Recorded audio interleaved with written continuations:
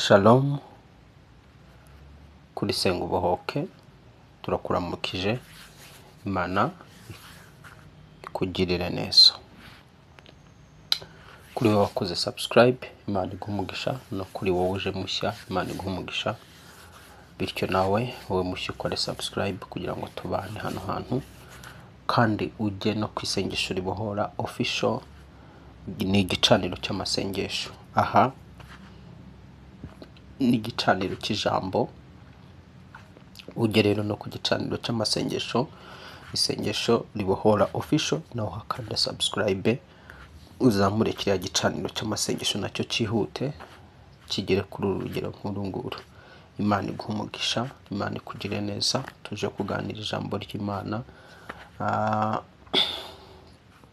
Ijambo ry'Imana, ijambo umutwe waryo uravuga ngo intambara z'umwuka kuzirwana no kuzinesha bisaba ubwenge n'ubumenyi n'umwuka. Ibintu bitatu bisaba kugira ngo uneshe intambara z'umwuka: n'ubwenge, ubumenyi n'umwuka, ndetse n'icya kane twakwita imbaraga. Ibintu bine byagufasha kunesha intambara z'umwuka: harimo ubwenge, harimo ubumenyi, harimo umwuka w'Imana n'imbaraga z'Imana. Imana iguhe umugisha. Reka rero dusenge. Nyuma yo gusenga dusome ijambo ry'Imana. Mana, muri Kristo Yesu turakuraritse kugira ngo uze utwigishe mu izina rya Yesu Kristo, umwana w'Imana nzima, katika jina la Yesu watsinze urupfu n'ikuzimu. Ngwino twigishe, duhugure. Hugura uyu muntu uje hano kuri senga ubohoke. Iri jambo rimufashe, iri jambo rimwubake, iri jambo rimukomeze. Kwa jina la Yesu Kristo, malaika wawe agote uyu muntu wumvira ijambo kugira ngo arisobanukirwe, umwuka wera arimucenyezemo. Kwa jina la Yesu, ahondi abamalayika bahagote umuriro w'Imana uhazenguruke. Kwa jina la Yesu Kristo, ubutware bw'umwijima, imikorere y'abadayimoni yose ikongoke, irimbuke. Kwa jina la Yesu watsinze urupfu n'ikuzimu. Karibu umwuka wera mu bwenge bwanjye, karibu umwuka wera mu ruhande rwanjye rw'iburyo, mu ruhande rw'ibumoso, abamalayika bagote iburyo n'ibumoso. Yesu Kristo nyambare mu gihe cy'iri jambo, kandi n'iteka ryose n'abumva bose ubambare mu izina rya Yesu Kristo, kugira ngo bagirirwe ubuntu bwo kumva no gusobanukirwa icyo umwuka wawe avugana nabo, mu izina rya Yesu usumba amazina yose, amen. Intambara z'umwuka kuzirwana no kuzinesha bisaba kuba ufite ubwenge bw'Imana, ufite ubumenyi buhagije ku byo urwana nabyo. Gatatu, ufite umwuka w'Imana n'imbaraga z'Imana. Rero izi ntambara z'umwuka iyo uzinjiyemo utarigeze uca muri deliverance, amasengesho yose wasenga, urugamba ruragukomerana kandi rukakunesha. Kuko impamvu y'uko urugamba rugukomerera nuko urwana n'abantu wowe uboshye uziritse. Bisaba kugira ngo rero ubanze ubohorwe ubone kwinjira mu ntambara z'umwuka.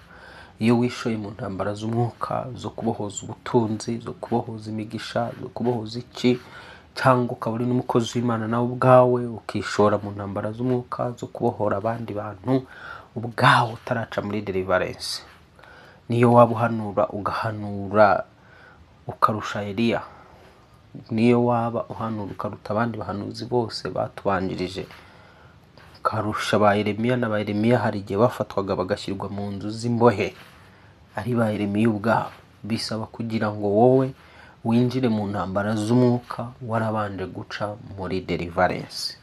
Noneho nyuma yo guca muri deliverance ukabona guca muri urwo rugamba, noneho sasa ukabona kujya kuri tere, ukajya kubohoza umugisha wawe, ukajya kubohoza ibyawe, ukajya kubohoza amasezerano yawe. Igihe cyose rero uzishora mu masengesho yo guhangana n'abadayimoni n'imbaraga z'abarozi utarigeze uca muri deliverance, kandi uzi yuko wavukiye mu muryango upfumura, ujya mu bapfumu uzi ko ufite indasago ku mubiri, uzi ubwawe ko wijyanye mu bapfumu ukagira ibyo uhatanga, uzi yuko ubwawe waciye mu busambanyi butandukanye bw'ubwoko bwose, hanyuma ukinjira muri uyu murimo wo gutangira kurwana n'ingabo z'ikuzimu aribo baruzi n'abakonikoni, hanyuma ugatangira guhangana nabo.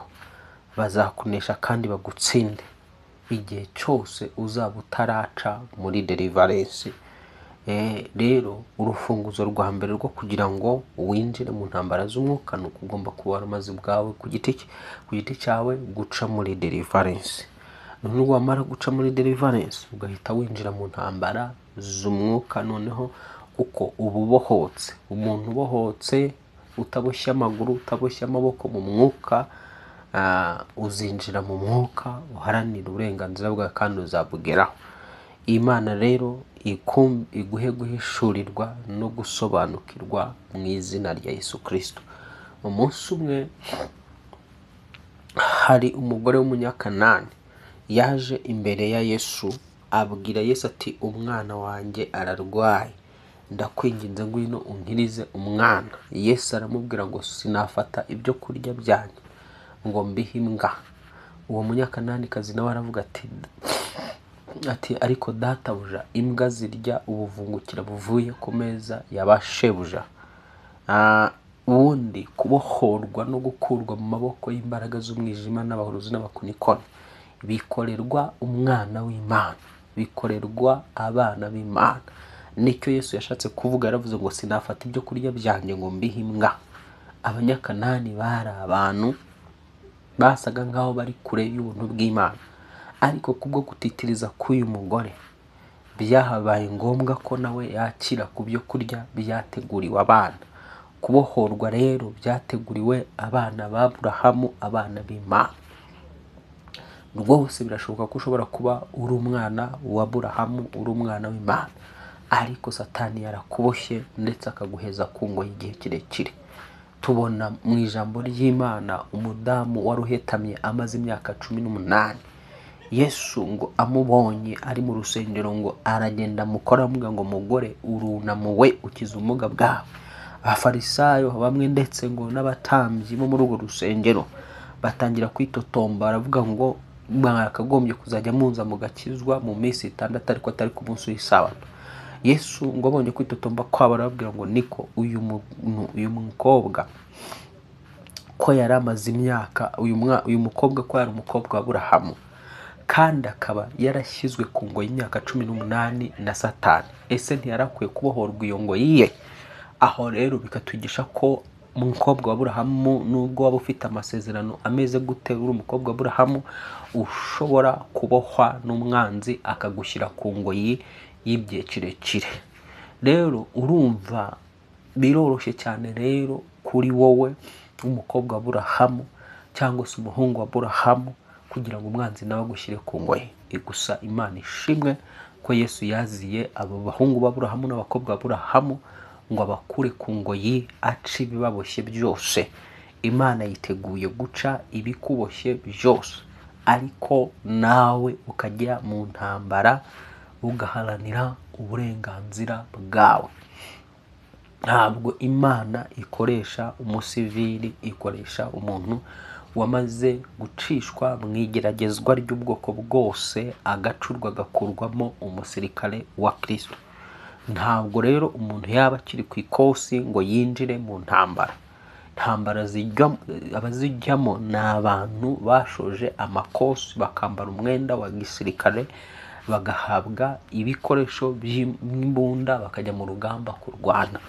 Rero iyo twigisha kano kanya intambara z'umwuka, nagira ngo tuzishyireho umucyo, utazazishoramo ukazigwamo imbura igihe, cyangwa se ugasanga urugamba urutsindiwemo ufatiwemo miri. Mu ntambara zisanzwe zo mu isi, iyo umuntu atazipfiriyemo hari igihe azirasirwamo akaba casualty, ikimuga cy'ibihe byose. Hari n'igihe agira gute afatwaho mpiri bugwate, bamufata mpiri bugwate ugasanga bamujyanye muri za gereza bakazamucira urubanza bakamwica cyangwa se bakamufunga burundu.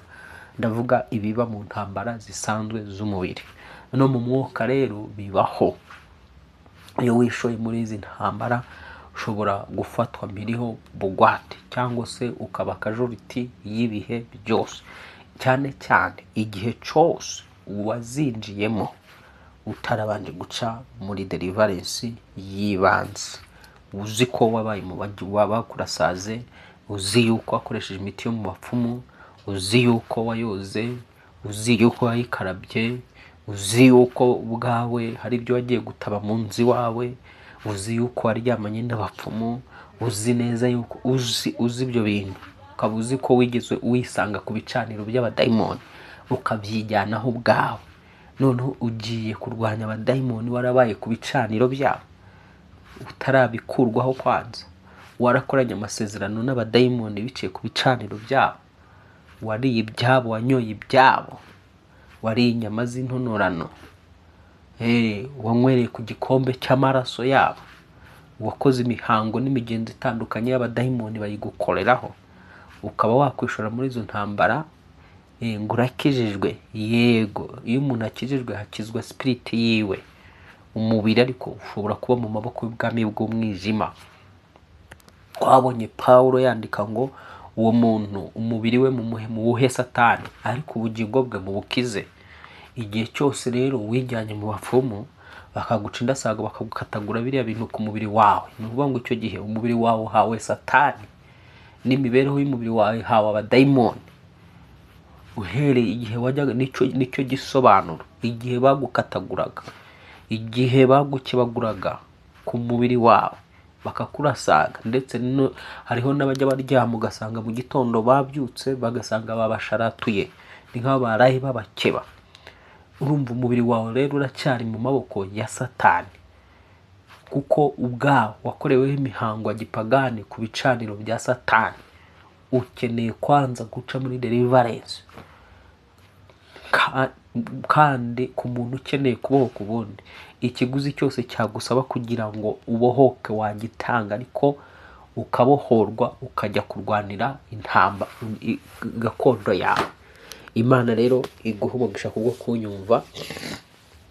Reka dusome iri jambo mu Kuva igice cya mbere umurongo waho wa 10.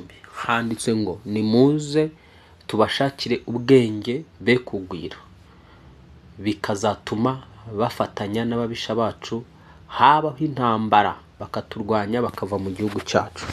Urumva iby'iri jambo igice cya mbere umurongo wa 10 mu gitabo cyo Kuva. Uyu ni Farawo aravuga ngo muze tubashakire ubwenge bwo kugwira. Satani ahora ashakisha ubwenge, abarozi bagushakira ubwenge bwo kugira ngo utagwiza imbaraga. Igihe cyose bavuga ngo atagwiza imbaraga, atagwiza ubumenyi, atagwiza gusobanukirwa, kuko nagwiza kumenya, nagwiza ubwenge, nagwiza imbaraga, igihe kizagira aturwanye ave mu maboko yacu. Abarozi ntibifuza kumenya, ntibifuza gusobanukirwa n'inzozi urota, n'ibyo uba warose ntibaba bashaka kubimenya. Abana b'umwijima ntibaba bifuza yuko ufunguka mu bwenge. Niyo mpamvu bagerageza kugukwepesha ukajya kumva ya magambo akangura amarangamutima, ariko atari mu bwenge, atarimo kujijuka. Ugahora wumva inyigisho z'amarangamutima gusa zidafite icyo zigufasha mu bwenge. Ahubwo nyine ugahora wumva zikangura amarangamutima, ugahora wumva ubuhanuzi bukangura amarangamutima, ariko n'ubundi budasohora, utuzura, utabona. Ugahora uhanurirwa ibyiza ariko kabe na gato ntubibone. Kubera iki impamvu utabona ibyo uba uhanurirwa? Nuko bimwe na bimwe biba ari ibinyoma umwanzi Satani agushukisha kugira ngo akomeze kukurangaza, wicaye usa nk'umuntu uraririye amagi y'amahuri, uzategereza ibyo wahanuriwe ukabibura. Kubera iki?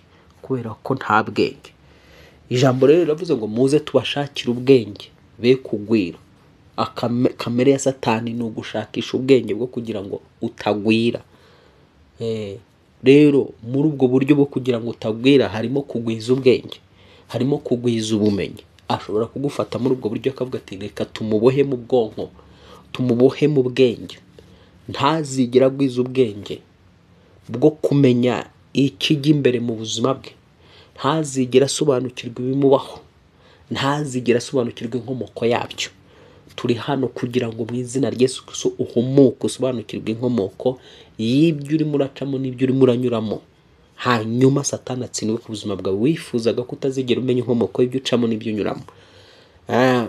Ngo impamvu rero Yesu kugira ngo utagwiza izo mbaraga, utagwiza ubwo bwenge, utagwiza ngo ni ukugira ngo utazafatanya n'ababisha. Ubwo Satani abo yita ababisha ni abasenga, ni abakozi b'Imana nyakuri, ni abana b'Imana nyakuri.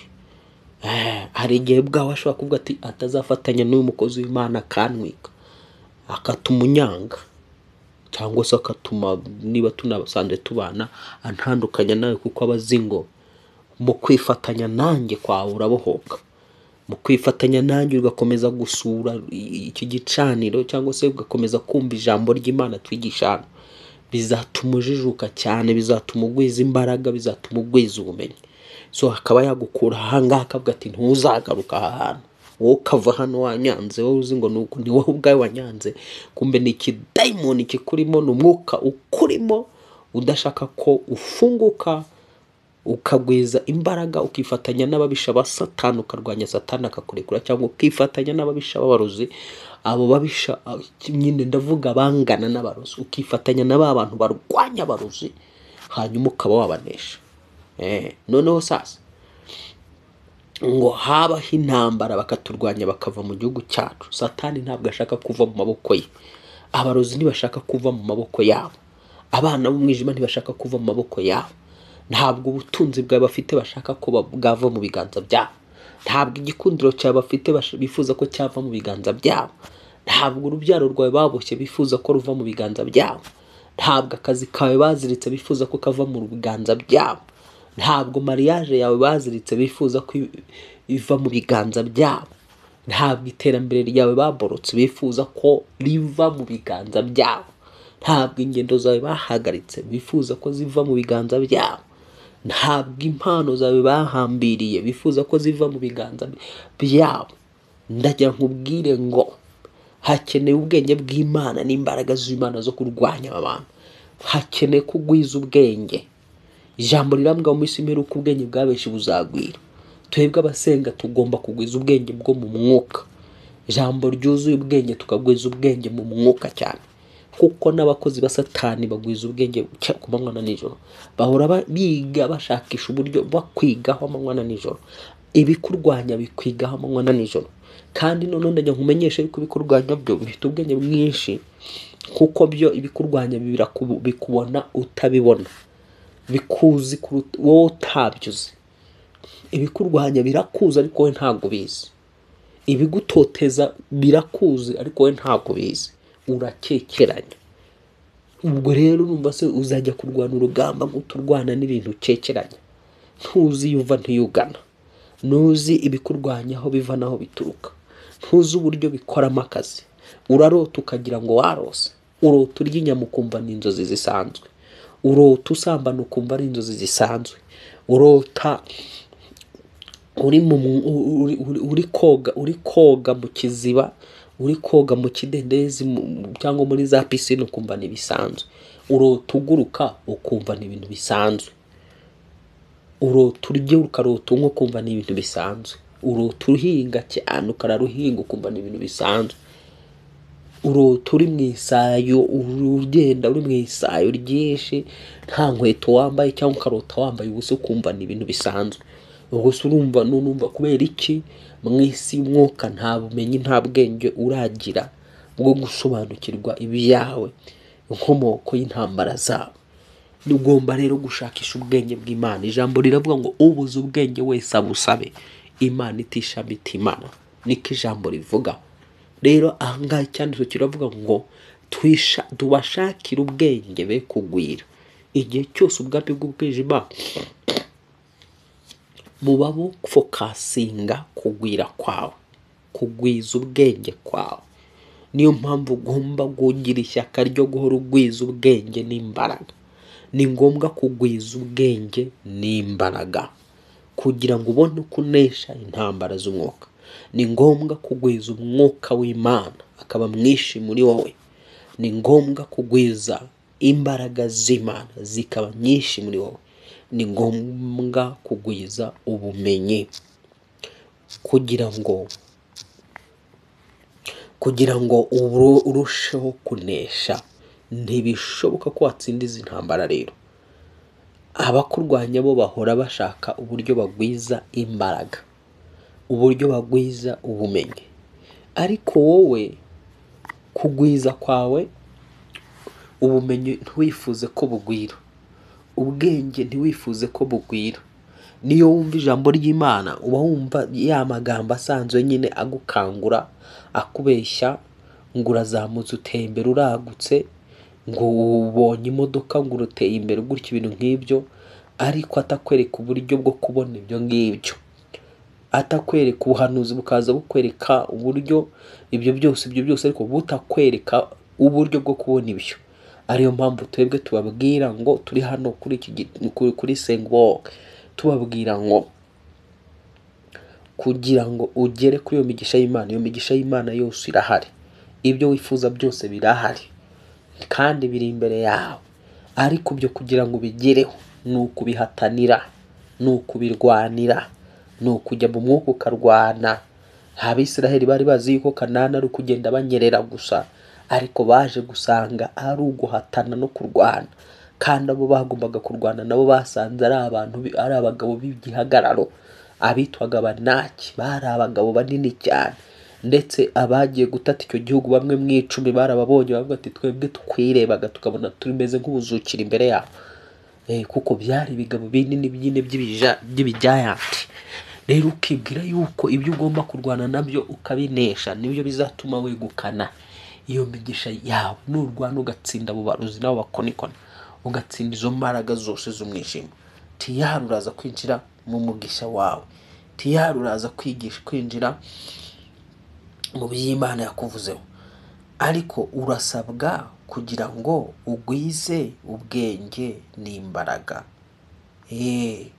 Ijambo kumenya muri Bibiliya turibonamo hano mu isezerano rishya, tubibona inshuro zigera muri 53 mu isezerano rishya ubwabyo byonyine. Shakisha cyangwa se kunezezwa no gushaka kumenya cyane ni ngombwa.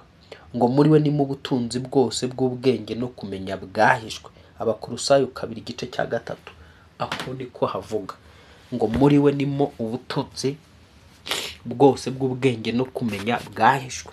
Iyo wicaye muri Yesu Kristo rero uhavumbura, uhakomora ubutunzi bw'ubwenge bwose no kumenya, ubutunzi bw'ubwenge bwose no kumenya, ukamenya impamvu y'ibyo ucamo n'ibyo unyuramo, ukakira ubwenge bwahishwe. Igihe urose Mwuka Wera akaguha kumenya icyo urose icyo ari cyo, icyo ubonye mu nzozi n'iki, icyo ubonye usinziriye n'iki, ukagisobanukirwa. Niyo mpamvu navugaga ngo intambara z'umwuka kuzinesha bisaba ubwenge, bigasaba kumenya. Ngo muri we ni mu butunzi bwose bw'ubwenge no kumenya byahishwe. Yego, ibi rero ugomba kwifuza. Petero 1:3 ngo kuko imbaraga z'ubumana bwayo zatugabiye ibintu byose bizana ubugingo no kubaha Imana tubiheshejwe no kumenya neza uwaduhamagaye ubwiza bw'ingeso ze nziza. Urumva ijambo kumenya riracyagaruka. Hari ibyo ugomba guheshwa nuko wamenye. Utamenya, hano ijambo rivuga ngo tubiheshejwe no kumenya. Utaramenya hari ikintu utageraho. Ijambo rirambwira ngo ubwoko bwanjye burimbutse buzize kubura ubwenge cyangwa se kubura kutamenya. Petero 2:5 hakavuga ngo, Petero 2:1 ngo ibyo aba ari byo bituma mugira umwete wose wo kwizera. Urumva icyambere urabwirwa n'umwete. Mu byo ukora byose bigusaba kugira ngo ugire umwete. Gira umwete wo gusenga, gira umwete wo kwizera, gira umwete wo kubana n'Imana. Uri umunebwe, uri umunyabute, ntabwo intambara z'umwuka wazinesha rwose. Ukeneye kuba umunyamwete. Noneho hakavuga ngo kwizera mukongeraho ingeso nziza, ingeso nziza muzongeraho kumenya. Hano hari ibintu by'ibanze hano Petero yigisha ugomba kugenda wongeraho. Ngo ibyo aba ari byo bituma mugira umwete wose wo kwizera mukongeraho ingeso nziza. Ibyo ingeso nziza nazo zagufasha kugira ngo uneshe. Za ngeso nziza ngo muzongereho kumenya. Kumenya kwawe urumva ni ukw'ingenzi. Kumenya ngo mukongereho kwirinda, kwirinda mukongereho kwihangana, kwihangana mukongeraho kubaha Imana, kubaha Imana mukongeraho gukunda bene data, gukunda bene data mukongeraho urukundo. Ngo kuko ibyo nibiba muri mwe bikabagwiriramo bizatuma mutaba abanyabute cyangwa ingumba ku byo kumenya neza umwami wacu Yesu Kristo. Yes, urumva rero ni ingenzi kumenya. Ni ingenzi kumenya rero. Urumva ugomba kugenda ukongeraho biriya byose navugaga. Rero sasa ni ngombwa kugira ubumenyi kugira ngo uneshe intambara z'umwuka. Udafite ubumenyi intambara z'umwuka ndakurahiye ntabwo wazigwamo. Noneho tugaruke ku cyitwa ubwenge. Tugaruke ku cyitwa ubwenge. Igihe cyose wabura ubwenge, Mariko 7:18 ngo nawe arababaza ati mbese namwe ntimugira ubwenge? Ntimuzi yuko ikintu cyose kinjiye mu muntu kivuye inyuma atari cyo kimuhumanya? Ukeneye kugira ubwenge, ukeneye kugwiza ubwenge. Yesu yareba akabona nta bwenge biramubabaza. Luka 2:5-2 ngo Yesu akomeza kugwiza ubwenge abyiruka ashimwa n'Imana n'abantu. Ukeneye ko ugenda ugwiza ubwenge. Twabonyeho muri gice cya Satani yari kwa Farawo ngo bigiriye inama cyangwa se ngo bishakira ubwenge bwo kugira ngo bababaze, kugira ngo ubwenge bwo kubabuza kugwira, kugira ngo batazagwira bagafatanya n'ababisha babo.